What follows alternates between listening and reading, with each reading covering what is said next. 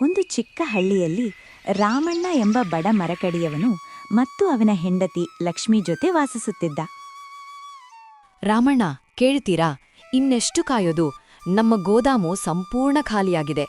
ಯಾರೋ ಬಂದು ಎಲ್ಲವನ್ನೂ ತೆಗೆದುಕೊಂಡಂತೆ ಇದೆ. ಅಕ್ಕಿಯ ಒಂದು ಕಣವೂ ಉಳಿದಿಲ್ಲ. ಹಿಟ್ಟಿನ ಡಬ್ಬಿಯಲ್ಲಿದ್ದದ್ದು ಕೂಡ ಇವತ್ತಿನ ಸಂಜೆ 1 ರೊಟ್ಟಿಗೆ ಮಾತ್ರ ಸಾಕಾಗ್ತದೆ. ನೀವು ಇವತ್ತು ಮರ ಮಾರಿದ್ರೆ ಮಾತ್ರ ನಾಳೆ ಬೆಳಗ್ಗೆ 2 ರೊಟ್ಟಿಗೆ ವ್ಯವಸ್ಥೆ ಆಗ್ತದೆ. ಲಕ್ಷ್ಮಿ, ಏನ್ ಹೇಳಲಿ, ನನ್ನ ಅದೃಷ್ಟವೇ ನನ್ನಂತೆಯೇ ಮುನಿಸಿಕೊಂಡಿದೆ. ನಿನ್ನೆ ರಾತ್ರಿ ನಾನು ಮರ ಕತ್ತರಿಸಿ ಕಟ್ಟಿಟ್ಟಿದ್ದೆ. ಉತ್ತಮವಾದ ಮರಗಳನ್ನು ಆಯ್ಕೆ ಮಾಡಿದ್ದೆ. ಆದರೆ ಯಾರೂ ಖರೀದಿಸಲು ಬಂದಿಲ್ಲ. ಹಳ್ಳಿಯ ಸಾಹುಕಾರರು ಮತ್ತು ವ್ಯಾಪಾರಿಗಳು ನನ್ನ ಮುಖ ನೋಡಿ ಹಿಂದಕ್ಕೆ ಹೋಗುತ್ತಾರೆ. ಅವರು ಹೇಳ್ತಾರೆ, ನನ್ನಿಂದ ಕೊಳ್ಳೋದಕ್ಕಿಂತ ಅವರು ಸ್ವತಃ ಕಾಡಿನಿಂದ ತೆಗೆದುಕೊಳ್ಳುತ್ತಾರೆ ಅಥವಾ ಗ್ರಾಮ ಪ್ರಧಾನನ ಸೇವಕರಿಂದ ಕಡಿಮೆ ದರಕ್ಕೆ ತರುತ್ತಾರೆ. ನನ್ನ ಕಟ್ಟಿಗೆಯನ್ನು ಯಾರು ಕೊಳ್ತಾರೆ ಲಕ್ಷ್ಮಿ? ಈ ಕೆಲಸದಿಂದ ಈಗ ಜೀವನ ಸಾಗಿಸುವುದೇ ಕಷ್ಟವಾಗಿದೆ. ಪ್ರತಿ ಬೆಳಗ್ಗೆ ಹೊಸ ಸಮಸ್ಯೆ, ಪ್ರತಿ ಸಂಜೆ ಹೊಸ ದುಃಖ. ಹೀಗಿದ್ದರೆ ನಾವು ಹಸಿವಿನಿಂದ ಸಾಯ್ತೇವೆ. ಆದರೆ ಇದು ನಮ್ಮ ಪಿತೃಪಾರಂಪರ್ಯದ ಕೆಲಸ ಅಲ್ವೇ ರಾಮಣ್ಣ? ನಿಮ್ಮ ತಾತ, ತಂದೆ ಎಲ್ರೂ ಇದೇ ಕೆಲಸ ಮಾಡಿದ್ರು. ಈಗ ಹಠಾತ್ ಹೊಸ ಕೆಲಸ ಹೇಗೆ ಆರಂಭ ಮಾಡ್ತೀರಿ? ಹಣ ಎಲ್ಲಿಂದ ಬರುತ್ತದೆ? ಇಲ್ಲಿ ಪ್ರಧಾನ ಮತ್ತು ಶಿವಪ್ಪ ಹೊರತು ಯಾರೂ ಕೆಲಸ ಕೊಡಲ್ಲ ಅಲ್ವಾ? ನನ್ನ ಬಳಿ ಒಂದು ಉಪಾಯ ಇದೆ ಲಕ್ಷ್ಮಿ, ನಮ್ಮ ಅದೃಷ್ಟವನ್ನು ಬದಲಾಯಿಸುವ ಉಪಾಯ. ಮದುವೆಗೆ ಮುಂಚೆ ನಾನು ಕಾಡಿಗೆ ಹೋಗಿ ಹೆಚ್ಚು ಮರ ಕತ್ತರಿಸಿ ಹಣ ಸಂಗ್ರಹಿಸಿದ್ದೆ. ಆ ಹಣವನ್ನು ನಾನು ಎಂದಿಗೂ ಬಳಸಿಲ್ಲ. ನನ್ನ ಕನಸು ನಮ್ಮ ಹಳೆಯ ಕೃಷಿ ಜಮೀನು ಮತ್ತೆ ಪಡೆಯುವುದು. ಈಗ ಸಮಯ ಬಂದಿದೆ. ನಾವು ಕೃಷಿ ಆರಂಭ ಮಾಡೋಣ. ಏನ್ ಹೇಳ್ತೀರಾ ರಾಮಣ್ಣ? ಅದೇ ಜಮೀನನ? ನಿಮ್ಮ ತಂದೆಯವರು ಎಲ್ಲವನ್ನೂ ಕಳೆದುಕೊಂಡ ಜಮೀನು? ಆ ಲೋಭಿ ಶಿವಪ್ಪ ನಿಮ್ಗೆ ಹಿಂತಿರುಗಿಸ್ತಾನೆ ಅಂತ ನಂಬ್ತೀರಾ? ಲಕ್ಷ್ಮಿ, ಅವನ ಲೋಭವೇ ನಮ್ಮ ಶಕ್ತಿ. ನಾನವನಿಗೆ ಅವನು ಕೇಳಿದಷ್ಟು ಹಣ ಕೊಟ್ರೆ ಅವನು ಖಂಡಿತ ಜಮೀನು ಕೊಡುತ್ತಾನೆ. ಅದು ನಮ್ಮ ಪೂರ್ವಜರ ಜಮೀನು. ನನ್ನ ಹುಟ್ಟಿನ ತಕ್ಷಣವೇ ನನ್ನ ತಾಯಿ ಸತ್ತರು. ತಂದೆ ಒಬ್ಬರೇ ನನ್ನನ್ನು ಬೆಳೆಸಿದರು. ಆದರೆ ಅವರು ಶಿವಪ್ಪನ ಸಾಲದ ಬಲೆಗೆ ಸಿಕ್ಕಿಬಿದ್ದರು. ಆ ಸಾಲದ ಕಾರಣ ನಮ್ಮ ಎಲ್ಲಾ ಜಮೀನು ಹೋಗಿಬಿಟ್ಟಿತು. ಒಂದು ದಿನ ಅವರು ಬೇಡಿಕೊಂಡರು, ಸ್ವಲ್ಪ ಜಮೀನು ಬಿಡಿ ಎಂದು. ಆದರೆ ಶಿವಪ್ಪ ಒಪ್ಪಲಿಲ್ಲ. ನಂತರ ಏನಾಯ್ತು ನಿಮ್ಮ ತಂದೆಗೆ ರಾಮಣ್ಣ? ಗ್ರಾಮ ಮುಖ್ಯಸ್ಥ ದೇವರಾಜು ಹೇಳಿದ್ದು, ನನ್ನ ತಂದೆ ಕಾಡಿನ ಆ ಹಳೆಯ ಬಾವಿಯ ಭೂತದ ಬಲಿಯಾಗಿದ್ದಾರೆ ಎಂದು. ಆ ಬಾವಿಯುಂಡ ಭಯಾನಕ ಶಬ್ದಗಳು ಬರುತ್ತವೆ ಅಂತ ಜನರು ಹೇಳ್ತಾರೆ. ನಾನು ಚಿಕ್ಕವನಿದ್ದಾಗ ಪಾರ್ವತಿ ಅಕ್ಕ ನನ್ನನ್ನು ಬೆಳೆಸಿದ್ರು. ಆದರೆ ಮುಖ್ಯಸ್ಥ ಮತ್ತು ಶಿವಪ್ಪಗೆ ನಮ್ಮ ಮೇಲೆ ಕರುಣೆ ತೋರಲಿಲ್ಲ. ಈಗ ಕಣ್ಣೀರು ಸುರಿಸುವ ಸಮಯವಲ್ಲ. ನಾನು ಇವತ್ತೇ ಶಿವಪ್ಪನ ಬಳಿಗೆ ಹೋಗಿ ಜಮೀನು ಕೊಂಡುಕೊಳ್ಳುತ್ತೇನೆ. ರಾಮಣ್ಣ ತನ್ನ ಹಣದ ಪೆಟ್ಟಿಗೆ ತೆಗೆದುಕೊಂಡು ಹೊರಡುತ್ತಾನೆ. ಲಕ್ಷ್ಮಿ ಆತಂಕ ಮತ್ತು ಆಶೆಯಿಂದ ಅವನನ್ನು ನೋಡುತ್ತಾಳೆ. ಅಯ್ಯೋ ರಾಮಣ್ಣ, ಇವತ್ತು ನನ್ನ ಮನೆಗೆ ಹೇಗೆ ಬಂದೆ? ನಿನ್ನ ಹಳೆಯ ಮರಗಳು ನನಗೆ ಬೇಡ. ನನ್ನ ಸೇವಕರು ಕಾಡಿನಿಂದ ಉತ್ತಮ ಮರಗಳನ್ನ ತರುತ್ತಾರೆ. ಏನು, ನಿನ್ನ ದುರಾದೃಷ್ಟದ ಕತೆ ಹೇಳಲು ಬಂದಿಯಾ? ಇಲ್ಲ ಶಿವಪ್ಪ ಯಜಮಾನ್ರೆ, ನಾನು ಮರ ಮಾರಲು ಬಂದಿಲ್ಲ. ನಾನು ಇಲ್ಲಿ ಬರೋದಕ್ಕೆ ಕಾರಣ ಇದೆ ಶಿವಪ್ಪ ಸಾರ್. ನಾನು ನಿಮ್ಮ ಜೊತೆ ಒಂದು ಮುಖ್ಯವಾದ ಒಪ್ಪಂದ ಮಾಡಲು ಬಂದಿದ್ದೇನೆ. ನನ್ನ ಹಳೆಯ ಕೃಷಿ ಜಮೀನು ಮತ್ತೆ ಕೊಂಡುಕೊಳ್ಬೇಕು. ಅದು ನನ್ನ ತಂದೆಯ ಜಮೀನು. ಅದನ್ನು ನಾನು ಹಿಂತಿರುಗಿ ಪಡೆಯಬೇಕು. ಜಮೀನುನ ರಮಣ್ಣ, ಬೆಳಿಗ್ಗೆ ಬೆಳಿಗ್ಗೆ ನಿನ್ ತಲೆ ಸರಿದೆಯಾ? ನಿನ್ ಬಳಿ ಅಷ್ಟು ಹಣ ಎಲ್ಲಿಂದ ಬಂತು? ನನ್ ಕಣ್ಣಲ್ ನೋಡಿ ಹೇಳು. ನಾನು ಸಸ್ತಾ ವ್ಯವಹಾರ ಮಾಡೋವನಲ್ಲ. 1 ಇಂಚಿಗೂ ಸಂಪೂರ್ಣ ಬೆಲೆ ತೆಗೆದುಕೊಳ್ತೇನೆ. ಜಮೀನು ಕೊಡ್ತೀನಿ, ಆದ್ರೆ ಸಂಪೂರ್ಣ ಹಣ ಬೇಕು. 1 ರೂಪಾಯಿಗೂ ಕಡಿಮೆ ಇಲ್ಲ. ಶಿವಪ್ಪ ಸಾಹುಕಾರರೇ, ನಾನು ಈ ಹಣವನ್ನ ತಂದಿದ್ದೇನೆ. ನೀವು ನೋಡಿ, ಇದರಲ್ಲಿ ವ್ಯವಹಾರ ಆಗುತ್ತದೆಯಾ? ವರ್ಷಗಳಿಂದ ನಾನಿದನ್ನು ಸಂಗ್ರಹಿಸಿದ್ದೇನೆ. ಇದು ನನ್ನ ಜೀವನದ ಎಲ್ಲಾ ಸಂಪಾದನೆ. ನೀನು ಜಮೀನು ಕೊಳ್ಳೋಕೆ ಬಂದೀಯಾ ಅಥವಾ ಮಾರುಕಟ್ಟೆಯಲ್ಲಿ ಸಾಮಾನು ತೆಗೆದುಕೊಳ್ಳೋಕೆ ಬಂದೀಯಾ? ಈ ಚಿಕ್ಕ ಪೊಟ್ಟಣ ತೋರಿಸಿ ಜಮೀನು ಬೇಕಾ? ಇದು ಜಮೀನಿನ 4ನೇ ಭಾಗದ ಬೆಲೆಗೂ ಸಾಕಾಗಲ್ಲ. ನಿನ್ನ ಮಟ್ಟ ಅಷ್ಟೇ. ಹೋಗು ಇಲ್ಲಿಂದ, ನನ್ನನ್ನ ಅವಮಾನ ಮಾಡಬೇಡ. ಶಿವಪ್ಪ ಸಾರ್, ದಯಮಾಡಿ ನನ್ನ ಪರಿಸ್ಥಿತಿ ಅರ್ಥ ಮಾಡ್ಕೊಳ್ಳಿ. ಈ ಹಣವನ್ನ ತೆಗೆದುಕೊಳ್ಳಿ. ಉಳಿದ ಹಣವನ್ನ ನಾನು ಬೆಳೆ ಬೆಳೆಸಿ ಕಷ್ಟಪಟ್ಟು ತಿರುಗಿ ಕೊಡುತ್ತೇನೆ. ನನ್ನ ಮೇಲೆ ನಂಬಿಕೆ ಇಡಿ. ನಾನು ನಿಮ್ಮ ಪ್ರತಿಯೊಂದು ಹಣವನ್ನ ತೀರಿಸ್ತೇನೆ. ದಯವಿಟ್ಟು ನನಗೆ ಒಂದು ಅವಕಾಶ ನೀಡಿ. ನಿನ್ ತಂದೆ ಕೂಡ ಇದೇ ಮಾತು ಹೇಳಿದ. ಹಣ ತೀರಿಸ್ತೇನೆ ಅಂತ. ಆದರೆ ಸತ್ತೋದ. ಆಗ ನಂಬಳಿ ಜಮೀನಿತ್ತು ವಸೂಲಿಗೆ. ಈಗ ನೀನು ಸಾಲ ತೆಗೆದುಕೊಂಡ್ರೆ ನಿನ್ನಲ್ಲಿರುವ ಎಲ್ಲವೂ ಹೋಗ್ತದೆ. ಬೇಕಾದ್ರೆ ನಿನ್ನ ಹೆಂಡತಿಯನ್ನ ಕೂಡ ಮಾರಬೇಕಾಗ್ಬೋದು. ಇಲ್ಲ ಸಾಹುಕಾರರೇ, ನಾನು ತುಂಬಾ ಕಷ್ಟಪಟ್ಟು ಕೆಲಸ ಮಾಡುತ್ತೇನೆ, ಒಳ್ಳೆಯ ಬೆಳೆ ಬೆಳೆಸುತ್ತೇನೆ, ನಿಮ್ಮ ಸಾಲವನ್ನು ತೀರಿಸುತ್ತೇನೆ. ನಾನು ನನ್ನ ತಂದೆಯಂತೆ ಆಗುವುದಿಲ್ಲ. ನನ್ನ ಅದೃಷ್ಟವನ್ನು ನಾನು ಸ್ವತಃ ಬರೆಯುತ್ತೇನೆ. ದಯವಿಟ್ಟು ಜಮೀನು ಕೊಡಿ. ಸರಿ, ಈ ಹಣ ನನಗೆ ಕೊಡು. ಆದ್ರೆ ಗಮನದಲ್ಲಿಟ್ಕೋ, ಇನ್ನೂ ತುಂಬಾ ಹಣ ಬಾಕಿ ಇದೆ. ನೀನು ಈಗ ನನ್ನ ಸಾಲಗಾರ. ನನ್ನ ಸಾಲ ಬಡ್ಡಿಯೊಂದಿಗೆ ಹೆಚ್ಚಾಗ್ತದೆ. ಇದನ್ನ ಮರೆಯಬೇಡ. ತುಂಬಾ ಧನ್ಯವಾದಗಳು ಶಿವಪ್ಪ ಸಾಹುಕಾರೆ. ನೀವು ನನ್ನ ಮೇಲೆ ಇಟ್ಟಿರುವ ನಂಬಿಕೆಯನ್ನು ನಾನು ಕಾಪಾಡುತ್ತೇನೆ. ನಾನು ಇವತ್ತೇ ಜಮೀನಿನಲ್ಲಿ ಕೆಲಸ ಆರಂಭಿಸ್ತೇನೆ. ಹೌದು ಹೌದು, ಹೋಗು ಈಗ. ನನಗೆ ಇನ್ನೂ ಕೆಲಸ ಇದೆ. ಮತ್ತು ನೆನ್ಪಿಟ್ಕೋ, ಸಾಲ ತೀರಿಸದೇ ಇದ್ರೆ ನಾನು ದಯೆ ಮಾಡುವುದಿಲ್ಲ. ನಿನ್ನ ಈ ಸಂತೋಷ ಹೆಚ್ಚು ದಿನ ಉಳಿಯುವುದಿಲ್ಲ. ರಾಮಣ್ಣ ಬೇಗನೆ ಹೊರಗೆ ಹೋಗುತ್ತಾನೆ. ಶಿವಪ್ಪ ಜಮೀನು ನೋಡಿ ಮಂದಹಾಸ ಮಾಡುತ್ತಾನೆ. ಅವನ ಮುಖದಲ್ಲಿ ನಗು ಕಾಣಿಸುತ್ತದೆ. ರಾಮಪ್ಪ ಅದೇ ಖುಷಿಯಲ್ಲಿ ಮನೆಗೆ ಹೊರಡುತ್ತಾನೆ. ಲಕ್ಷ್ಮಿ, ಲಕ್ಷ್ಮಿ, ಶುಭ ಸುದ್ದಿ. ನಮ್ಮ ಕನಸು ನಿಜವಾಗಿದೆ. ಏನು ರಾಮಣ್ಣ, ಕೆಲಸ ಆಯ್ತಾ? ಅವರು ಒಪ್ಕೊಂಡ್ರಾ? ಹೌದು ಲಕ್ಷ್ಮಿ, ಶಿವಪ್ಪ ಒಪ್ಪಿಕೊಂಡನು. ನಮ್ಮ ಜಮೀನು ನಮಗೆ ಹಿಂತಿರುಗಿಸಿದ. ನಾವು ಮತ್ತೆ ರೈತರಾಗುತ್ತೇವೆ. ಏನು, ಅಷ್ಟು ಹಣದಲ್ಲಿ ಜಮೀನ್ ಕೊಟ್ಟಣ? ಹಣ ಸಾಕಾಯ್ತಾ? ನನಗೆ ನಂಬಿಕೆ ಬರ್ತಿಲ್ಲ. ಇಲ್ಲ ಲಕ್ಷ್ಮಿ, ಹಣ ಸಂಪೂರ್ಣ ಇರಲಿಲ್ಲ. ನಾನು ಸತ್ಯ ಹೇಳಿದೆ. ಆದ್ರೆ ನಾನು ಅವನನ್ನ ಒಪ್ಪಿಸಿದೆ. ಈಗ ನಾವು ಅವನ ಸಾಲಗಾರರು. ಆದ್ರೆ ನಾನು ಬೆಳೆ ಬೆಳೆಸಿ ಸಾಲವನ್ನ ತೀರಿಸುತ್ತೇನೆ. ನನಗೆ ಗೊತ್ತಿಲ್ಲ ಏಕೆ, ಆದ್ರೆ ಆ ಶಿವಪ್ಪನ ಮೇಲೆ ನನಗೆ ನಂಬಿಕೆ ಇಲ್ಲ. ಇದು ಅವನ ಹೊಸ ಯುಕ್ತಿ ಇರಬಹುದು.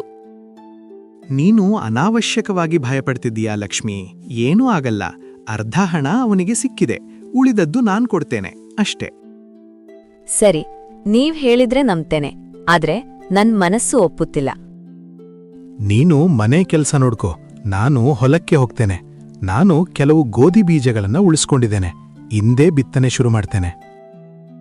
ಹೌದು, ಈಗ ಹುಲ್ಲು ತೆಗೆದುಹಾಕಿದೆ. ಈಗ ಈ ಜಮೀನನ್ನ ಚೆನ್ನಾಗಿ ಹೊಡಿಬೇಕು. ಬೇಗ ಬೆಳೆ ಬೆಳೆದ್ರೆ ಬೇಗ ಸಾಲ ಮುಗೀತದೆ. ರಾಮಣ್ಣ ಹೊಲದಲ್ಲಿ ತುಂಬಾ ಕಷ್ಟಪಟ್ಟು ಕೆಲಸ ಮಾಡ್ತಾನೆ. ಅವನ ದೇಹ ದಣಿದಿದ್ದರೂ ಮನಸ್ಸು ತುಂಬಾ ಉತ್ಸಾಹದಿಂದ ತುಂಬಿದೆ. ನಾನು ಖಂಡಿತ ಸಾಲ ತೀರಿಸ್ತೇನೆ. ದೇವರ ಇಚ್ಛೆಯೂ ಇದೇ ಅನ್ನಿಸ್ತಿದೆ. ಅದಕ್ಕೆ ನನ್ನ ಕೆಲಸ ಇಷ್ಟು ಬೇಗ ಆಯಿತು. ಈಗ ಸ್ವಲ್ಪ ಮಳೆ ಬಂದ್ರೆ ಸಾಕು. ರಾಧಾ ಕಾಕಿ ಹಳ್ಳಿಯ ಒಬ್ಬ ಬುದ್ಧಿವಂತ ಮತ್ತು ಒಳ್ಳೆಯ ಮನಸ್ಸಿನ ಮಹಿಳೆ. ಬಾಲ್ಯದಲ್ಲಿ ರಾಮಣ್ಣನನ್ನು ಅವರು ಸಾಕಿದ್ದರು. ಮುಖದಲ್ಲಿ ಪ್ರೀತಿ ಇದ್ದರೂ ಕಣ್ಣುಗಳಲ್ಲಿ ಚಿಂತೆ ತುಂಬಿದೆ. ಅಯ್ಯೋ ರಾಮಣ್ಣ, ನೀನೀ ಹೊಲದಲ್ಲೇನ್ ಮಾಡ್ತಿದ್ದೀಯಾ? ಇಲ್ಲಿಂದ ಹೊರಗೆ ಬಾ.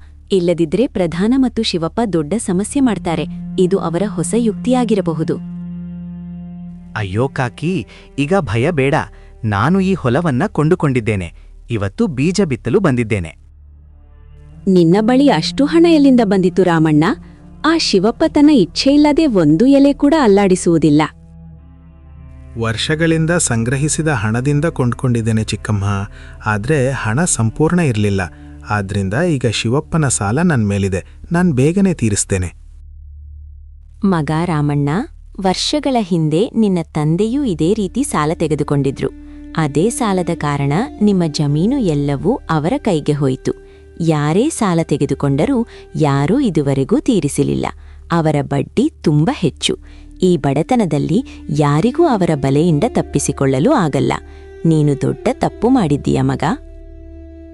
ಇಲ್ಲ ಚಿಕ್ಕಮ್ಮ, ಅಷ್ಟು ಚಿಂತಿಸ್ಬೇಡಿ. ಎಲ್ಲವೂ ಸರಿಯಾಗ್ತದೆ.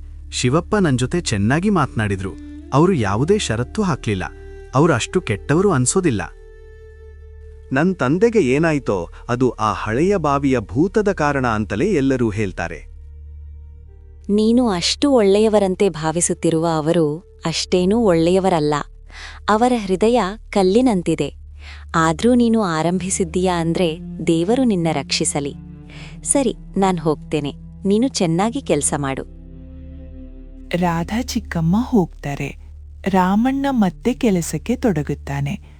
ಆದ್ರೆ ಅವರ ಮಾತುಗಳು ಅವನ ಮನಸ್ಸಿನಲ್ಲಿ ತಿರುಗುತ್ತಿರ್ತವೆ. ಅಯ್ಯೋ ರಾಮಣ್ಣ, ಎಲ್ಲಿಗೋಗ್ತಿದ್ಯಾ ಇಷ್ಟು ಖುಷಿಯಿಂದ? ಏನಿದು ಸಂತೋಷ? ನಮಸ್ಕಾರ ಪ್ರಧಾನರೇ, ನಾನು ನನ್ನ ಹೊಲದಿಂದ ಬರುತ್ತಿದ್ದೇನೆ. ಇವತ್ತು ಗೋಧಿ ಬೀಜ ಬಿತ್ತಿದ್ದೇನೆ. ಈಗ ನಮ್ಮ ಒಳ್ಳೆಯ ದಿನಗಳು ಬರುತ್ತವೆ. ನಿನ್ ಹೊಲವ? ನಿನ್ ಬಳಿ ಯಾವ ಹೊಲವೂ ಇಲ್ಲ.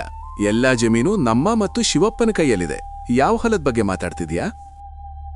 ನಾನು ಶಿವಪ್ಪನಿಂದ ಹೊಲವನ್ನ ಕೊಂಡುಕೊಂಡಿದ್ದೇನೆ. ಸ್ವಲ್ಪ ಸಾಲ ಬಾಕಿ ಇದೆ. ಅದನ್ನ ತೀರಿಸಿದ್ರೆ ಜಮೀನು ಸಂಪೂರ್ಣ ನನ್ನದು. ಶಿವಪ್ಪನ ಬುದ್ಧಿ ಹೋಗಿದ್ಯಾ? ಅವನು ಜನರಿಗೆ ಜಮೀನು ಹಿಂತಿರುಗಿಸ್ತಾನ? ಇದನ್ನು ನೋಡ್ಕೊಳ್ಬೇಕು. ಪ್ರಧಾನರೇ, ಏನು ಯೋಚಿಸ್ತಿದ್ದೀರಿ? ಇಲ್ಲ, ನನಗೆ ಒಂದು ಮುಖ್ಯ ಕೆಲಸ ನೆನ್ಪಾಯ್ತು. ನೀನು ಮನೆಗೆ ಹೋಗು ಮತ್ತು ಮುಂದೆ ನನ್ನನ್ನು ಕೇಳದೇ ಏನು ಮಾಡಬೇಡ. ದೇವರಾಜು ಬೇಗನೆ ಶಿವಪ್ಪನ ಅರಮನೆ ಕಡೆ ಹೋಗ್ತಾನೆ. ಅಯ್ಯೋ ಶಿವಪ್ಪ, ನಿನ್ನ ಬುದ್ಧಿ ಸರಿ ಇದೆಯಾ? ನೀನು ರಾಮಣ್ಣಗೆ ಜಮೀನು ಏಕೆ ಹಿಂತಿರುಗಿಸಿದ್ದೀಯಾ? ನನ್ನನ್ನು ಕೇಳಿಲ್ಲವೇ?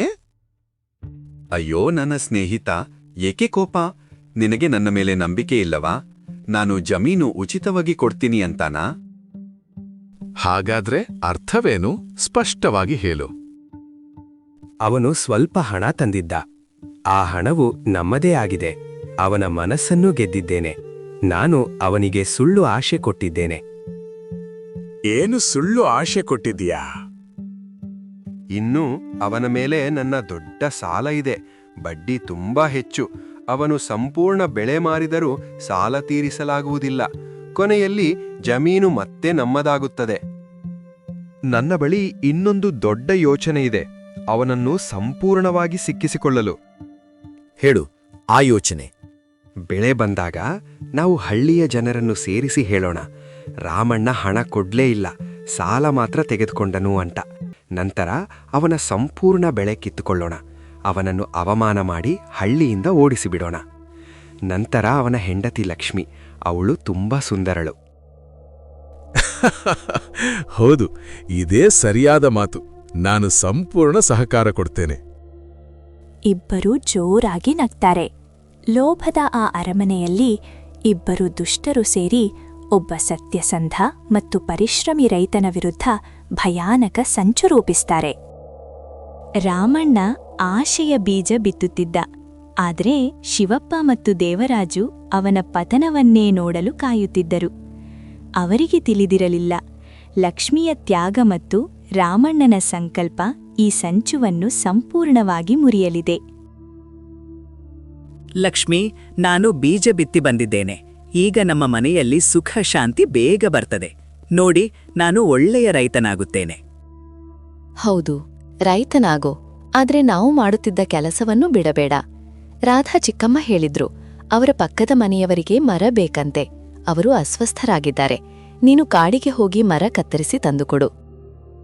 ಸರಿ ಲಕ್ಷ್ಮಿ, ಈಗ ರಾತ್ರಿ ಆಗ್ತಿದೆ. ನಾನು ನಾಳೆ ಬೆಳಿಗ್ಗೆ ಕಾಡಿಗೆ ಹೋಗಿ ಮರ ಕತ್ತರಿಸಿ ತರುತ್ತೇನೆ. ಅದರಿಂದ ಸ್ವಲ್ಪ ಹಣ ಬರುತ್ತದೆ. ಕೆಲವು ದಿನಗಳು ಕಳೆಯುತ್ತವೆ. ರಾಮಣ್ಣನ ಪರಿಶ್ರಮ ಫಲ ಕೊಡುತ್ತದೆ. ಅವನ ಹೊಲದಲ್ಲಿ ಹಸಿರು ಬೆಳೆ ಅಲೆ ಮಾಡುತ್ತದೆ. ನೋಡಿದೀಯಾ ಶಿವಪ್ಪ, ರಾಮಣ್ಣನ ಹೊಲದಲ್ಲಿ ಎಷ್ಟು ಚೆನ್ನಾಗಿ ಬೆಳೆ ಬಂದಿದೆ. ಇದು ಕಟಾವಾದ್ರೆ ಅವನು ಸಾಲ ತೀರಿಸ್ತಾನೆ, ನಮಗೇನೂ ಸಿಗೋದಿಲ್ಲ. ಹೌದು, ಈಗ ಅವನಿಗೆ ಸಾಲ ನೆನಪಿಸಲು ಸಮಯ ಬಂದಿದೆ. ನಮ್ಮ ಯೋಚನೆ ಪ್ರಾರಂಭ ಮಾಡೋಣ. ಹೊಲವನ್ನು ಮತ್ತೆ ಕಬಳಿಸೋಣ. ಇಲ್ಲದಿದ್ದರೆ ಆ ಬಡವನು ಶ್ರೀಮಂತನಾಗಿ ಬಿಡುತ್ತಾನೆ. ಮುಂದಿನ ದಿನ ಶಿವಪ್ಪ ಮತ್ತು ದೇವರಾಜು ಹಳ್ಳಿಯ ಜನರನ್ನು ಸೇರಿಸಿ ರಾಮಣ್ಣನ ಮನೆ ಮುಂದೆ ಬರುತ್ತಾರೆ. ಏನಾಯ್ತು ಶಿವಪ್ಪ, ನೀವು ಯಾಕಿಲ್ಲಿ ಕೂಗ್ತಿದ್ದೀರಿ? ರಾಧಾ ಅಕ್ಕ, ಈ ರಾಮಣ್ಣ ದೊಡ್ಡ ವಂಚಕ. ನಮ್ಮ ಅನುಮತಿ ಇಲ್ಲದೆ ನಮ್ಮ ಹೊಲದಲ್ಲಿ ಬೆಳೆ ಬೆಳೆದಿದ್ದಾನೆ. ಮೇಲಾಗಿ ನಮ್ಮ ಸಾಲಗಾರ ಇವನು. ಪ್ರಧಾನರೇ, ನೀವೇನ್ ಹೇಳುತ್ತಿದ್ದೀರಿ? ನಾನು ನಿಮಗೆ ಹಣ ಕೊಟ್ಟಿದ್ದೇನೆ, ಉಳಿದ ಹಣ ಕೊಡುತ್ತೇನೆ ಎಂದು ಮಾತುಕತೆ ಆಗಿತ್ತು. ಅಯ್ಯೋ ಸುಳ್ಳುಗಾರ, ಸಾಕ್ಷಿ ಇದೆಯಾ? ನೀನು ಹಣ ಕೊಟ್ಟಿಲ್ಲ, ನನ್ನಿಂದ ಸಾಲ ತೆಗೆದುಕೊಂಡಿದ್ದೀಯಾ? ಶಿವಪ್ಪ ಸಾರ್, ನಾನು ನಿಮ್ಮಿಂದ ಯಾವಾಗ ಸಾಲ ತೆಗೆದುಕೊಂಡೆ? ನಾನು ಜಮೀನು ಹಣ ಕೊಟ್ಟಿದ್ದೆ. ನೋಡಿ ನೋಡಿ, ಇವನು ಸುಳ್ಳು ಹೇಳ್ತಾನೆ. ಹಳ್ಳಿಯ ಒಳ್ಳೆಯ ವ್ಯಕ್ತಿಯನ್ನು ಸುಳ್ಳುಗಾರ ಅಂತ ಹೇಳ್ತಿದ್ದಾನೆ. ಹಳ್ಳಿಯವರೇ, ಇವನನ್ನು ಹೊಡೆಯಿರಿ, ಇವನು ಕಳ್ಳ. ಬೇಡ, ನನ್ ಗಂಡನನ್ನು ಬಿಡಿ, ದಯವಿಟ್ಟು ಅವನನ್ನು ಬಿಡಿ. ಲಕ್ಷ್ಮಿ, ನಾನು ನಿರ್ದೋಷಿ. ದಯವಿಟ್ಟು ಈಗ ಮೌನವಾಗಿರಿ ರಾಮಣ್ಣ, ಇದು ಅವರ ಯುಕ್ತಿ. ಸರಿ, ನೀನು ನಿನ್ ಗಂಡನ ಸಾಲ ತೀರಿಸ್ತೀಯಾ? ಹೌದು, ನಾನು ತೀರಿಸ್ಪೇನೆ. ಹಾಗಿದ್ರೆ ನೀನು ನನ್ನ ಮತ್ತು ಪ್ರಧಾನರ ಮನೆಗಳಲ್ಲಿ ಕೆಲಸ ಮಾಡಬೇಕು. ಎಲ್ಲಾ ಕೆಲಸ, ಸ್ವಚ್ಛತೆ, ಅಡುಗೆ ಎಲ್ಲವೂ ಮಾಡಬೇಕು. ನನಗೆ ಎಲ್ಲವೂ ಒಪ್ಪಿಗೆ ಇದೆ, ಆದರೆ ನನ್ನ ಗಂಡನಿಗೆ ಏನೂ ಮಾಡಬೇಡಿ, ಅವನನ್ನು ಬಿಡಿ. ನೋಡಿದ್ದೀಯಾ ರಾಮಣ್ಣ, ಸಾಲ ತೆಗೆದುಕೊಂಡ ಪರಿಣಾಮ? ಈಗ ನಿನ್ನ ಹೆಂಡತಿ ನಮ್ಮ ದಾಸಿಯಾಗುತ್ತಾಳೆ. ಇಬ್ಬರೂ ರಾಮಣ್ಣ ಮತ್ತು ಲಕ್ಷ್ಮಿಯನ್ನು ಅವಮಾನ ಮಾಡಿ ಹೋಗುತ್ತಾರೆ. ಹಳ್ಳಿಯ ಜನರು ದುಃಖಿತರಾಗುತ್ತಾರೆ, ಆದರೆ ಯಾರೂ ಏನೂ ಹೇಳಲು ಧೈರ್ಯ ಮಾಡಲಾರರು. ರಾಮಣ್ಣ ಅಳುತ್ತಾ ಕುಳಿತಿದ್ದಾನೆ. ಲಕ್ಷ್ಮಿ ಅವನನ್ನು ಸಮಾಧಾನಪಡಿಸುತ್ತಾಳೆ. ಲಕ್ಷ್ಮಿ, ನನ್ನ ಕಾರಣದಿಂದ ನಿನಗೆ ಇಷ್ಟು ಅವಮಾನ ಆಯಿತು. ನಾನು ನಿನ್ನನ್ನು ರಾಣಿಯಂತೆ ಬದುಕಿಸುವ ಕನಸು ಕಂಡಿದ್ದೆ, ಆದರೆ ಈಗ ಇದು, ನನ್ನಂತಹ ಗಂಡ ಬದುಕಬೇಕಾಗಿಲ್ಲ. ರಾಮಣ್ಣ, ಇದರಲ್ಲಿ ನಿಮ್ಮ ತಪ್ಪೇ ಇಲ್ಲ. ನಾನು ಮೊದಲೇ ಹೇಳಿದ್ದೆ, ಅವರು ನಂಬಿಕೆಗೆ ಅರ್ಹರಲ್ಲ ಎಂದು. ದೇವರು ಎಲ್ಲ ನೋಡ್ತಿದ್ದಾನೆ. ಅವರ ಲೋಭವೇ ಅವರಿಗೆ ನಾಶ ತರ್ತದೆ. ನಾವು ಧೈರ್ಯ ಕಳೆದುಕೊಳ್ಬಾರ್ದು. ಹೌದು ಮಗ ರಾಮಣ್ಣ, ಅವರು ತಮ್ಮ ಯುಕ್ತಿ ನಡೆಸಿದ್ದಾರೆ. ನಿನ್ನ ಹಣವೂ ಕಿತ್ತುಕೊಂಡರು, ಜಮೀನು ಕೂಡ, ಬೆಳೆ ಕೂಡ, ಮೇಲಾಗಿ ಸಾಲವೂ ಹಾಕಿದ್ದಾರೆ. ಇದು ತುಂಬಾ ಕೆಟ್ಟದ್ದಾಗಿದೆ. ದೇವ್ರೇ, ನಾನಿದನ್ನೆಲ್ಲ ಮೊದಲು ಯಾಕೆ ಯೋಚಿಸ್ಲಿಲ್ಲ? ಈಗ ನಾವೇನ್ ಮಾಡೋದು ಲಕ್ಷ್ಮಿ? ನೀನವರ ಮನೆಗೆ ಹೋಗಿ ದಾಸಿಯಾಗಿ ಕೆಲಸ ಮಾಡಬೇಕು. ಈ ಅವಮಾನವನ್ನ ನಾನ್ ಸಹಿಸಲಾಗುವುದಿಲ್ಲ. ನಾನು ನಿರ್ಗತಿಗಳಾಗಿದ್ದೇನೆ ರಾಮಣ್ಣ. ಆ ಕೆಲಸ ಮಾಡಲೇಬೇಕು. ಆಗ ಮಾತ್ರ ನಮ್ಮ ಸಾಲ ತೀರಿಸ್ತದೆ ಮತ್ತು ಅವರು ನಿಮ್ಮ ಪ್ರಾಣವನ್ನು ಬೇಡ್ತಾರೆ. ನೀವು ಚಿಂತಿಸಬೇಡಿ, ನಾನು ಎಲ್ಲವನ್ನೂ ನೋಡ್ಕೊಳ್ತೇನೆ. ರಾಮಣ್ಣನ ಮನಸ್ಸು ಈಗ ಪಶ್ಚಾತ್ತಾಪ ಮತ್ತು ಪ್ರತೀಕಾರದ ಅಗ್ನಿಯಲ್ಲಿ ಸುಡುತ್ತಿದೆ. ನನ್ನ ಪ್ರಾಣದ ವಿಷಯವಾದರೆ ಒಂದು ಉಪಾಯ ಇದೆ. ಇವತ್ತು ರಾತ್ರಿ ಲಕ್ಷ್ಮಿ ನಿದ್ರಿಸಿದ ನಂತರ ನಾನು ಆ ಹಳೆಯ ಬಾವಿಯ ಬಳಿಗೆ ಹೋಗ್ತೇನೆ. ಅಲ್ಲಿ ನನ್ನ ತಂದೆ ಸತ್ತರು. ನಾನು ಕೂಡ ನನ್ನ ಪ್ರಾಣ ತ್ಯಜಿಸ್ತೇನೆ. ನನ್ನ ಸಾವಿನ ನಂತರ ಹಳ್ಳಿಯವರು ಲಕ್ಷ್ಮಿಯ ಮೇಲೆ ದಯ ತೋರುತ್ತಾರೆ. ಸಾಲವೂ ಕ್ಷಮೆಯಾಗುತ್ತದೆ. ರಾತ್ರಿ ಆಗುತ್ತದೆ. ಲಕ್ಷ್ಮಿ ನಿದ್ರಿಸಿದ ಮೇಲೆ ರಾಮಣ್ಣ ನಿಧಾನವಾಗಿ ಮನೆ ಬಿಟ್ಟು ಹೊರಗೆ ಬರುತ್ತಾನೆ ಮತ್ತು ಕಾಡಿನ ಆ ಭಯಾನಕ ಬಾವಿಯ ಕಡೆ ಹೋಗುತ್ತಾನೆ. ಬದುಕಿರುವಾಗ ನಾನು ತಂದೆಯ ಜೊತೆ ಇರಲಿಲ್ಲ, ಆದರೆ ಸತ್ತ ಮೇಲೆ ನಾವು ಜೊತೆಯಲ್ಲಿರ್ತೇವೆ. ನಾನು ಜೀವಂತವಾಗಿದ್ರೆ ಲಕ್ಷ್ಮಿಯ ದುಷ್ಟರ ದಾಸಿಯಾಗುತ್ತಾಳೆ. ಇದು ನನಗೆ ಸಹಿಸಲಾಗುವುದಿಲ್ಲ. ಓ ಬಾವಿಯೇ, ನನ್ನನ್ನು ಒಳಗೆ ತೆಗೆದುಕೋ. ನನಗೆ ಈ ಜೀವನ ಬೇಡ. ನಿನಗೆ ಯಾರು ಹೇಳಿದರು ನಾನು ಮನುಷ್ಯರನ್ನು ತಿನ್ನುತ್ತೇನೆ ಎಂದು? ಯಾರು ನೀನು? ನೀನು ನಿಜವಾಗಿಯೇ ಮಾತನಾಡುತ್ತಿದ್ದೀಯಾ? ಹಳ್ಳಿ ತುಂಬ ಹೇಳುತ್ತಾರೆ ನೀನು ಜನರನ್ನು ಕೊಂದೆ ಅಂತ. ನನ್ನ ತಂದೆಯನ್ನೂ ನೀನೇ ಕೊಂದೆ ಅಂತ. ನಾನು ಯಾರನ್ನೂ ಕೊಲ್ಲಲಿಲ್ಲ. ನಾನು ಯಾರನ್ನೂ ತಿನ್ನಲಿಲ್ಲ. ನಾನು ಇಲ್ಲಿ ಮೌನವಾಗಿ ಇದ್ದು ಯಾರಾದರೂ ನನಗೆ ಮುಕ್ತಿ ಕೊಡುತ್ತಾರೆ ಎಂದು ಕಾಯುತ್ತಿದ್ದೇನೆ. ನೀನು ಯಾರು? ಮಗ ರಾಮಣ್ಣ, ನಾನು ನಿನ್ನ ತಂದೆ. ಅಪ್ಪಾ! ಮಗ, ಯಾರೂ ನನ್ನನ್ನು ನೋಡಲಿಲ್ಲ. ಆದ್ದರಿಂದ ಎಲ್ಲರೂ ಬೇರೆ ಬೇರೆ ಕಥೆಗಳನ್ನು ಹೇಳಿಕೊಂಡರು. ಆದರೆ ಇಂದು ನೀನು ಬಂದಿದ್ದೀಯ. ನನ್ನ ಕಥೆ ಕೇಳು, ಅದೇ ನನ್ನ ಮುಕ್ತಿ.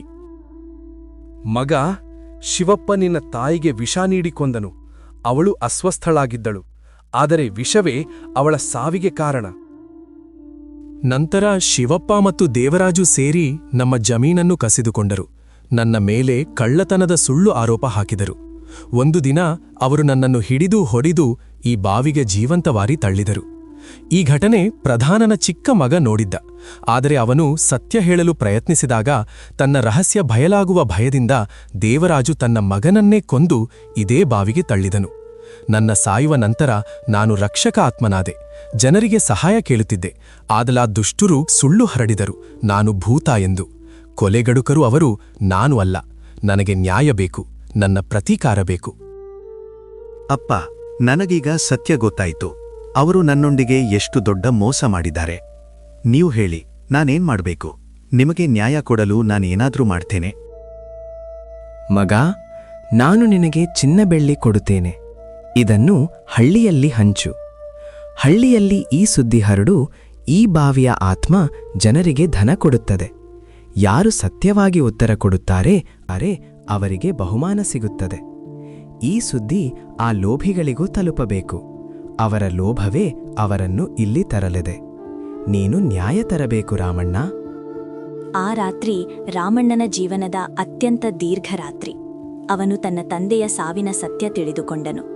ಅವನೊಳಗೆ ನ್ಯಾಯದ ಹೊಸ ಜ್ವಾಲೆ ಹುಟ್ಟಿತು. ಇನ್ನೂ ಅವನು ಒಬ್ಬನೇ ಇರಲಿಲ್ಲ.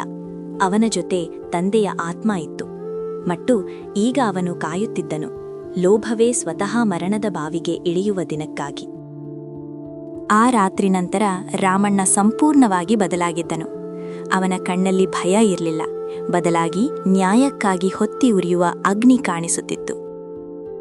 ಬೆಳಗಿನ ಮೃದುವಾದ ಸೂರ್ಯಕಿರಣಗಳು ಹಳ್ಳಿಯ ಮಣ್ಣಿನ ಮನೆಗಳ ಮೇಲೆ ಹರಿದು ಬರುತ್ತಿದ್ದವು. ಹಕ್ಕಿಗಳ ಕೂಗು, ಗಾಳಿಯಲ್ಲಿ ಹಾರುವ ಧೂಳು ಮತ್ತು ಮಣ್ಣಿನ ಸುಗಂಧವು ಹಳ್ಳಿಯ ವಾತಾವರಣವನ್ನು ತುಂಬಿಕೊಂಡಿತ್ತು. ಇಂತಹ ಶಾಂತ ಬೆಳಗ್ಗೆ ರಾಮಣ್ಣನ ಮನಸ್ಸಿನಲ್ಲಿ ಮಾತ್ರ ಹೊಸ ಯೋಚನೆಗಳು ಮತ್ತು ಉದ್ದೇಶಗಳು ಉಕ್ಕಿ ಬರುತ್ತಿದ್ದವು. ಅವನ ಕಣ್ಣುಗಳಲ್ಲಿ ಭಯವಿಲ್ಲ, ಬದಲಿಗೆ ಒಂದು ದೃಢ ನಿಶ್ಚಯ ಹೊಳೆಯುತ್ತಿತ್ತು. ರಾಮಣ್ಣ ತನ್ನ ಕೈಯಲ್ಲಿ ಸ್ವಲ್ಪ ಚಿನ್ನ ಹಿಡಿದು ಹಳ್ಳಿಯ ಮಧ್ಯದಲ್ಲಿ ನಿಂತು ಜೋರಾಗಿ ಕೂಗಲು ಪ್ರಾರಂಭಿಸಿದ. ಕೇಳಿ ಕೇಳಿ, ಎಲ್ಲರೂ ಕೇಳಿ. ಕಾಡಿನ ಆ ಹಳೆಯ ಬಾವಿಯಲ್ಲಿ ದೇವರ ಆಶೀರ್ವಾದ ಇದೆ. ಯಾರು ಸತ್ಯವಾಗಿ ಉತ್ತರ ಕೊಡ್ತಾರೋ ಅವರಿಗೆ ಚಿನ್ನ ಬೆಳ್ಳಿ ದೊರೆಯುತ್ತದೆ. ಅವನ ಧ್ವನಿಯಲ್ಲಿ ಆತ್ಮವಿಶ್ವಾಸವೂ ಇತ್ತು, ಜನರನ್ನು ಸೆಳೆಯುವ ಶಕ್ತಿಯೂ ಇತ್ತು. ಹಳ್ಳಿಯ ಜನರು ಒಂದರ ಹಿಂದೆ ಒಂದಾಗಿ ಸೇರಲು ಶುರುಮಾಡಿದರು. ಯಾರೋ ಆಶ್ಚರ್ಯದಿಂದ, ಯಾರೋ ಅನುಮಾನದಿಂದ, ಇನ್ನೂ ಕೆಲವರು ಕುತೂಹಲದಿಂದ ಅವನ ಸುತ್ತ ನಿಂತರು. ಅಷ್ಟರಲ್ಲಿ ಒಬ್ಬನು, ಏನ್ ಹೇಳ್ತೀಯ ರಾಮಣ್ಣ? ಆ ಬಾವಿ ಭೂತದ ಬಾವಿ ಅಂತ ಎಲ್ರೂ ಹೇಳ್ತಾರೆ. ಅಲ್ಲಿ ಹೋದವರು ಹಿಂದಿರುಗಿಲ್ಲ ಅಂತ ಕೇಳಿದ್ದೇವೆ. ಅದು ಎಲ್ಲ ಸುಳ್ಳು. ನಾನು ಸ್ವತಃ ಹೋಗಿ ಬಂದಿದ್ದೇನೆ. ಯಾರೂ ನನಗೆ ಏನೂ ಮಾಡಿಲ್ಲ. ಇದನ್ನ ನೋಡಿ, ನನಗೆ ಅಲ್ಲಿ ಸಿಕ್ಕ ಚಿನ್ನ. ಅವನು ತನ್ನ ಕೈಯಲ್ಲಿದ್ದ ಚಿನ್ನದ ತುಂಡುಗಳನ್ನು ತೋರಿಸಿದ. ಸೂರ್ಯನ ಕಿರಣಗಳು ಅದಕ್ಕೆ ಬಿದ್ದಾಗ ಅದು ಹೊಳೆಯಿತು. ಜನರ ಕಣ್ಣುಗಳಲ್ಲಿ ಈಗ ಭಯಕ್ಕಿಂತಲೂ ಹೆಚ್ಚು ಆಸೆ ಹೊಳೆಯುತ್ತಿತ್ತು. ಹೀಗೆ ಆ ಸುದ್ದಿ ನಿಧಾನವಾಗಿ ಹಳ್ಳಿಯ ಪ್ರತಿ ಮನೆಯಲ್ಲೂ ಹರಡಿತ್ತು. ಬಾವಿಯ ಬಗ್ಗೆ ಭಯ ಇದ್ದರೂ ಚಿನ್ನದ ಆಕರ್ಷಣೆ ಹೆಚ್ಚು ಬಲವಾಗಿತ್ತು. ಶಿವಪ್ಪನ ಮನೆಯಲ್ಲಿ ಆ ಸಂಜೆ ಈ ಸುದ್ದಿ ಶಿವಪ್ಪ ಮತ್ತು ದೇವರಾಜುಗಳ ಕಿವಿಗೂ ತಲುಪಿತು. ಶಿವಪ್ಪ, ಕೇಳಿದ್ಯಾ? ಆ ಬಾವಿ ಚಿನ್ನ ಕೊಡ್ತಂತೆ. ನಾವು ಅದನ್ನ ತೆಗೆದುಕೊಳ್ಬೇಕು, ಇಲ್ಲದಿದ್ರೆ ಊರಿನವರ ಪಾಲಾಗ್ತದೆ. ಹೌದು, ಇದೇ ನಮ್ಮ ಅವಕಾಶ. ನಾವು ಮೊದಲು ಹೋಗ್ಬೇಕು. ಆ ಸಂಪತ್ತು ನಮ್ಮದಾಗ್ಬೇಕು. ಅವರ ಮುಖದಲ್ಲಿ ಈಗ ಭಯವಿಲ್ಲ, ಕೇವಲ ಲೋಭ ಮಾತ್ರ. ರಾತ್ರಿ ಕಾಡಿನಲ್ಲಿ. ಆ ರಾತ್ರಿ ಕಾಡಿನ ವಾತಾವರಣ ಭಯಾನಕವಾಗಿತ್ತು. ಗಾಳಿ ಜೋರಾಗಿ ಬೀಸುತ್ತಿತ್ತು. ಮರಗಳ ನೆರಳುಗಳು ನೆಲದ ಮೇಲೆ ಭೂತಗಳಂತೆ ನೃತ್ಯ ಮಾಡುತ್ತಿದ್ದವು. ಶಿವಪ್ಪ ಮತ್ತು ದೇವರಾಜು ನಿಧಾನವಾಗಿ ಬಾವಿಯ ಕಡೆ ಸಾಗುತ್ತಿದ್ದರು. ಶಿವಪ್ಪ, ಇದು ಸರಿಯೇನೂ ಅನ್ನಿಸ್ತಿಲ್ಲ. ಭಯಪಡಬೇಡ, ಚಿನ್ನವು ನಮ್ಮದಾಗಲಿದೆ. ನಾವೀಗ ಸುಮಾರು ದೂರ ಬಂದಿದ್ದೇವೆ. ಇನ್ನೇನು ಸ್ವಲ್ಪ ದೂರ ನಡೆದ್ರೆ ಬಾವಿಯ ಬಳಿ ಸೇರುತ್ತೇವೆ. ಅವರು ಬಾವಿಯ ಅಂಚಿಗೆ ಬಂದರು. ಅಲ್ಲಿ ತಂಪಾದ ಗಾಳಿ ಬೀಸುತ್ತಿತ್ತು. ಅಕಸ್ಮಾತ್, ಯಾರು ನೀವು? ನೀವಿಲ್ಲಿಗೆ ಹೇಗ್ ಬಂದ್ರಿ? ಈ ಸಮಯದಲ್ಲಿ ನಿಮ್ಮ ಕೆಲಸ ಇಲ್ಲೇನೋ? ಅವರು ನಡುಗಿದರು. ಆದರೆ ಶಿವಪ್ಪ ಧೈರ್ಯ ಮಾಡಿ, ನಮಗೆ ಬಂಗಾರದ ನಿಧಿ ಬೇಕು. ಅದರ ಸಲುವಾಗಿ ನಿಮ್ಮ ಬಳಿ ಬಂದಿದ್ದೇವೆ. ಸತ್ಯ ಹೇಳಿದರೆ ಮಾತ್ರ ಧನ ಸಿಗುತ್ತದೆ. ನಾವು ಒಳ್ಳೆಯವರು. ನಾವು ಯಾರಿಗೂ ಅನ್ಯಾಯ ಮಾಡಿಲ್ಲ. ಹೌದು, ನಾವು ಸತ್ಯವಂತರು. ಊರಲ್ಲಿ ನಮಗೆ ತುಂಬಾ ಗೌರವವಿದೆ. ಸುಳ್ಳು. ನೀವು ನಿರ್ದೋಷಿಗಳನ್ನು ಹಿಂಸಿಸಿದ್ದೀರಿ, ಮೋಸ ಮಾಡಿದ್ದೀರಿ, ತಪ್ಪು ಮಾಡದವರಿಗೆ ತುಂಬಾ ಕಷ್ಟ ಕೊಟ್ಟಿದ್ದೀರಿ. ಗಾಳಿ ಜೋರಾಗಿ ಬೀಸಿತು. ಮರಗಳು ಕದಡಿದವು. ದೇವರಾಜು, ಇಲ್ಲಿ ಏನಾಗ್ತಿದೆ? ಇದೂ ಏನಾ? ನನಗೆ ತುಂಬಾ ಭಯವಾಗ್ತಿದೆ ದೇವರಾಜ್. ಶಿವಪ್ಪ, ಇಲ್ಲಿಂದ ಬೇಗ ಹೋಗೋಣ. ನಿಮ್ಮ ಲೋಭವೇ ನಿಮ್ಮನ್ನು ಇಲ್ಲಿ ತಂದಿದೆ. ಈಗ ನ್ಯಾಯವಾಗುತ್ತದೆ. ನೆಲ ಜಾರಿತು. ಇಬ್ಬರು ಕಿರುಚುತ್ತಾ ಬಾವಿಯೊಳಗೆ ಬಿದ್ದರು. ಮುಂದಿನ ದಿನ ಹಳ್ಳಿಯಲ್ಲಿ ಗೊಂದಲ. ಗ್ರಾಮಸ್ಥ, ಶಿವಪ್ಪ ಮತ್ತು ದೇವರಾಜು ಕಾಣಿಸುತ್ತಿಲ್ಲ. ಅಷ್ಟರಲ್ಲಿ ರಾಧಾ ಚಿಕ್ಕಮ್ಮ ಅವರು ಕಾಡಿಗೆ ಹೋದರಂತೆ. ಮರಳಿ ಬಂದಿರುವುದನ್ನು ಯಾರೂ ಗಮನಿಸಿಲ್ಲ. ಸತ್ಯ ಹೊರಬಂತು. ಹಳ್ಳಿಯ ಜನರು ಎಲ್ಲವನ್ನೂ ಅರಿತುಕೊಂಡರು. ರಾಮಣ್ಣ, ನೀನು ನಮ್ಮ ಹಳ್ಳಿಯ ಹೆಮ್ಮೆ. ರಾಮಣ್ಣ, ನಮ್ಮ ಕಷ್ಟ ಮುಗಿದುಗು. ಹೌದು ಲಕ್ಷ್ಮಿ, ಇದು ಸತ್ಯದ ಗೆಲುವು. ನಮ್ಮ ಕಷ್ಟ ಮುಗೀತು. ಅವತ್ತಿನಿಂದ ಲಕ್ಷ್ಮಿ ಮತ್ತು ರಾಮಣ್ಣ ತಮ್ಮ ಹೊಲದಲ್ಲಿ ಬೆಳೆಯಲು ಪ್ರಾರಂಭಿಸಿದರು. ಇಬ್ಬರೂ ಸಂತೋಷದ ಜೀವನ ನಡೆಸಲು ಶುರುಮಾಡಿದರು. ಇವರ ಪ್ರಾಮಾಣಿಕತೆಗೆ ದೇವರು ದಯ ತೋರಿದ. ದ್ರೋಹ ಬಗೆಯುವ ಜನರಿಗೆ ಕಾಲವೇ ಉತ್ತರ ನೀಡಿತು. ಲೋಭ ಮತ್ತು ಅನ್ಯಾಯ ಎಷ್ಟು ದೊಡ್ಡದಾದರೂ ಸತ್ಯ ಮತ್ತು ಧೈರ್ಯದ ಮುಂದೆ ಅದು ಯಾವತ್ತೂ ನಿಲ್ಲಲಾರದು. ಸತ್ಯದ ದಾರಿ ಕಷ್ಟವಾದರೂ ಅದರ ಅಂತ್ಯ ಯಾವಾಗಲೂ ಜಯವೇ ಆಗುತ್ತದೆ. ಕಷ್ಟದ ಮಾರ್ಗದಲ್ಲೂ ಸತ್ಯವನ್ನು ಹಿಡಿದಿಟ್ಟವರು. ಈ ಕಥೆ ನಿಮಗೆ ಇಷ್ಟವಾದರೆ ಲೈಕ್ ಮಾಡಿ, ಶೇರ್ ಮಾಡಿ ಮತ್ತು ನಮ್ಮ ಚಾನೆಲ್ಗೆ ಸಬ್ಸ್ಕ್ರೈಬ್ ಮಾಡಿ. ಇಂತಹ ಇನ್ನಷ್ಟು ಅದ್ಭುತ ಕಥೆಗಳಿಗಾಗಿ